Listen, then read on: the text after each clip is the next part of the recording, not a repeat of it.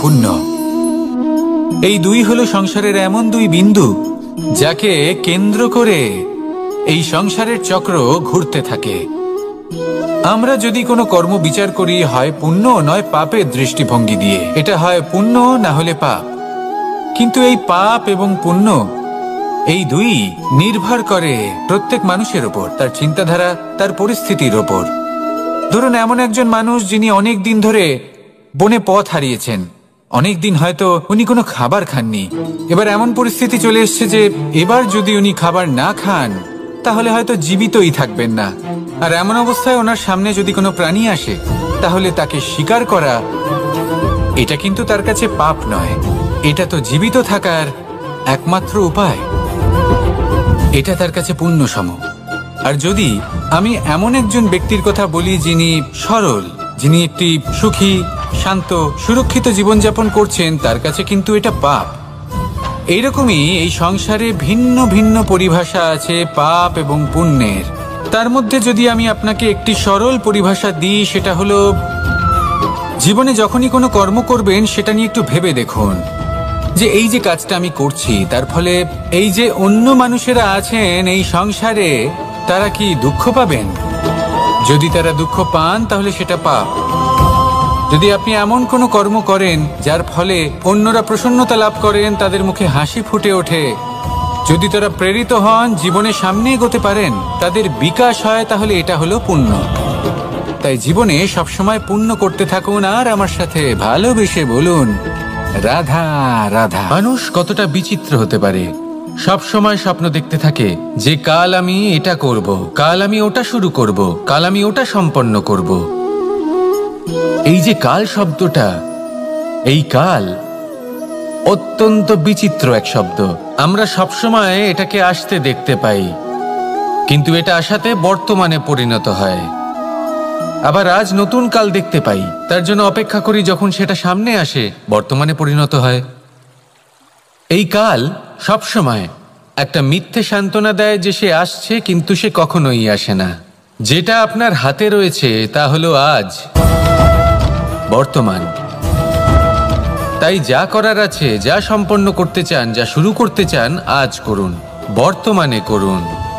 কারণ আজ আপনি যা করবেন সেটাই আপনার ভবিষ্যৎ নির্ধারিত করবে। ভবিষ্যতের বিষয় ভাবতে থাকলে ভবিষ্যৎ সুন্দর হবে না, আজ কর্ম করতে হবে। তাই আজ বর্তমানে জীবনযাপন করুন, কর্ম করুন আর আমার সাথে ভালোবেসে বলুন রাধা রাধা। বড়ই অদ্ভুত ব্যাপার, একটি পাথরের প্রতিমা যখন মন্দিরে স্থাপিত হয় তখন তা আমাদের কাছে ভগবান সম হয়ে দাঁড়ায়।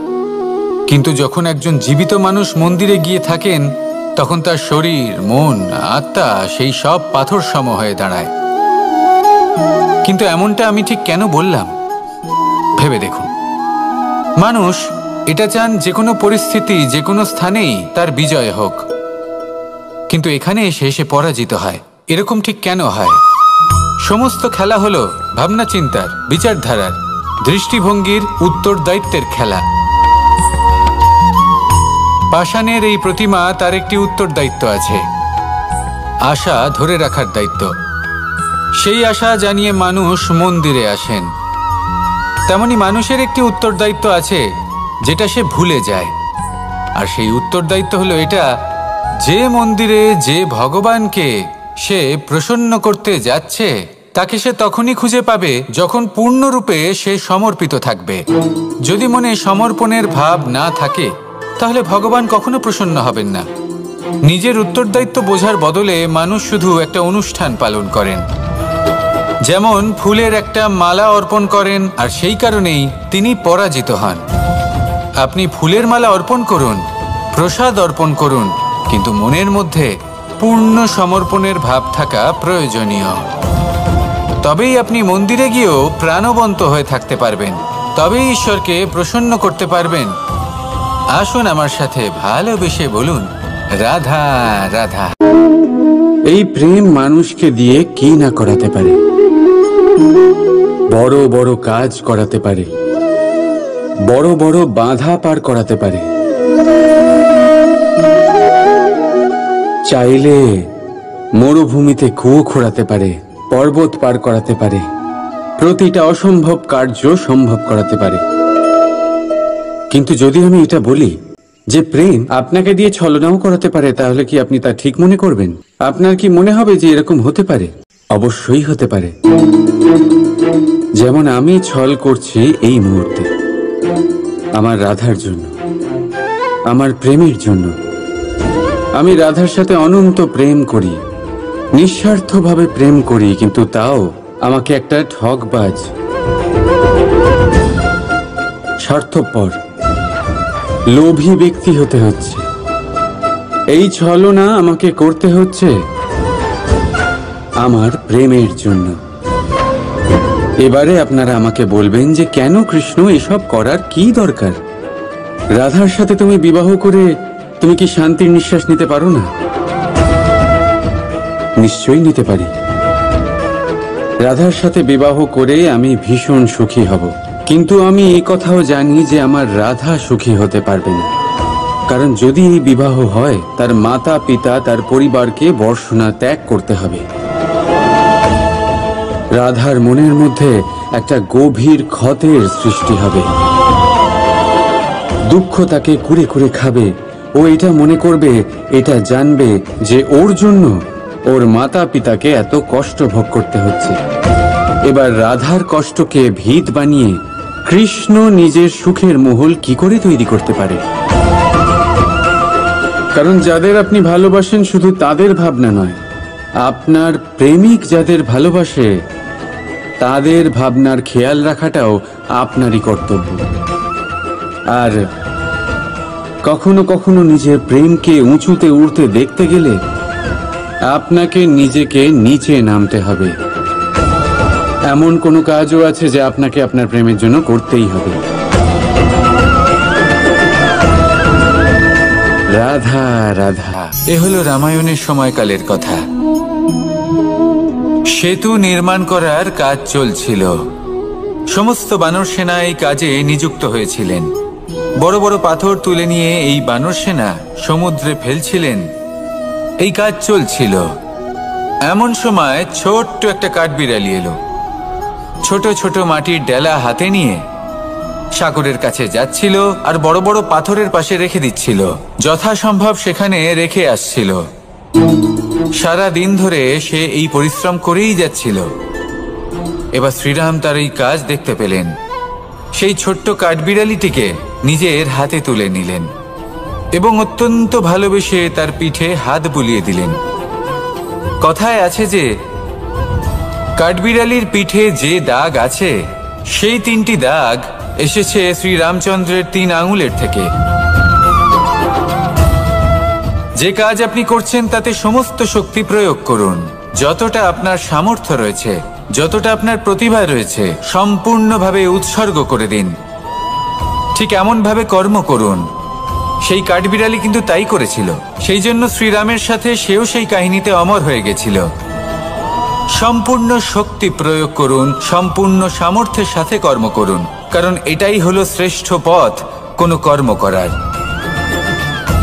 আসুন আমার সাথে ভালোবেসে বলুন, রাধা রাধা। তালা অনেক পুরনো একটা আবিষ্কার। যবে থেকে এই সংসারে বহুমূল্য বস্তু নির্মিত হয়েছে, তবে থেকেই এই তালা নির্মাণ হয়েছে।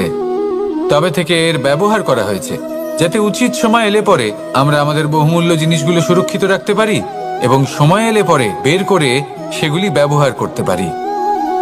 এবার একটা গুরুত্বপূর্ণ তথ্য আছে যেটা জানা অত্যন্ত গুরুত্বপূর্ণ, এবং সেটা হলো যে একটা তালা নির্মাণের পূর্বে তা খোলার যন্ত্র অর্থাৎ তার চাবিটি নির্মাণ করা হয়, এবং এটাই জীবনের খুব বড় একটা শিক্ষা প্রদান করে যায়।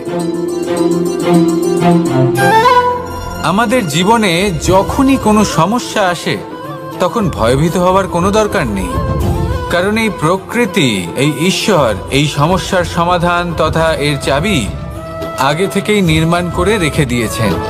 শুধু দরকার হলো সেই সমস্যার ঊর্ধ্বে উঠে সেই সমাধান খুঁজে বের করা।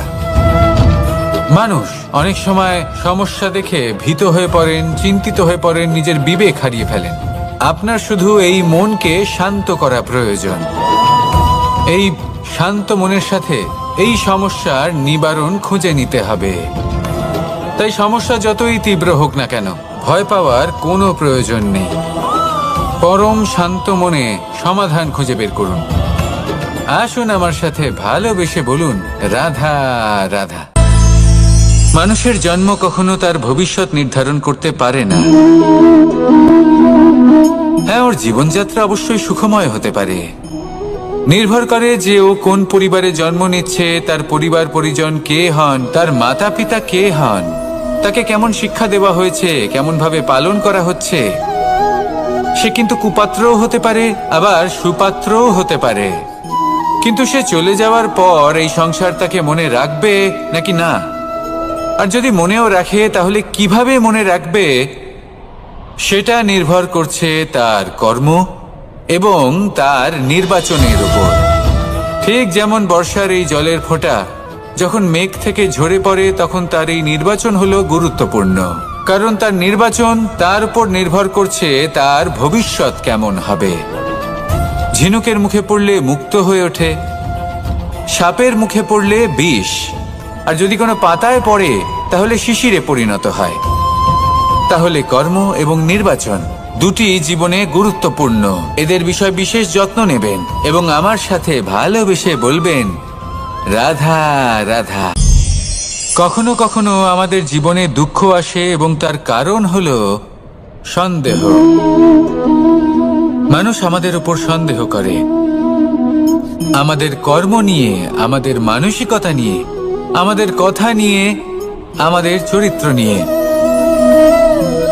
কখনো কখনো আমরা শুভ উদ্দেশ্য নিয়ে কারোর মঙ্গল কামনা করি, তার জন্য কোনো ভালো কর্ম করি, এবং সেই ব্যক্তি আমাদের বন্ধুত্ব নিয়েই, আমাদের সম্পর্ক নিয়ে, আমাদের সততা নিয়ে প্রশ্ন করতে থাকে, আমাদের সন্দেহ করে। তখন আমাদের দুঃখ হয়, কিন্তু এটা হওয়া উচিত নয়। কারণ যখনই কোনো ব্যক্তি আপনাকে সন্দেহ করছে, তাতে আপনারই মূল্য বৃদ্ধি পাচ্ছে। এবার আপনি বলবেন, এ কি করে সম্ভব হতে পারে? একটা কথা বলুন, আপনি কখনো শুনেছেন যে কয়লার শুদ্ধতার পরিমাপ করা হচ্ছে? শোনেননি, কারণ এমনটা কখনো হয়ই না। শুদ্ধতার পরখ শুধুমাত্র সোনার ক্ষেত্রে করা হয়। শুধুই তার শুদ্ধতা নিয়ে সন্দেহ প্রকাশ করা হয়। এই সোনাকে পরখ করা হয়, আর যখন এই সোনা এই পরীক্ষায় উত্তীর্ণ হয়, তখন সেই সোনা কতটা মূল্যবান সেটা সংসার জানতে পারে। সেই রকমই এই সংসার আপনাকেও পরখ করবে। যখন আপনি এই পরীক্ষায় উত্তীর্ণ হবেন, তখন আপনার মূল্য কতটা অধিক সেটা এই সংসারও জানতে পারবে। সেই জন্য যখনই কেউ আপনার উপর সন্দেহ করবে, দুঃখ পাবেন না। শুধু এই কথাটার খেয়াল রাখবেন, আপনি কি উচিত পথে চলেছেন, উচিত কর্ম করছেন। সকলের প্রতি আপনার মনে যেন সদ্ভাবনা থাকে, এবং হ্যাঁ, আপনি যেন আমার সাথে ভালোবেসে বলেন, রাধা রাধা।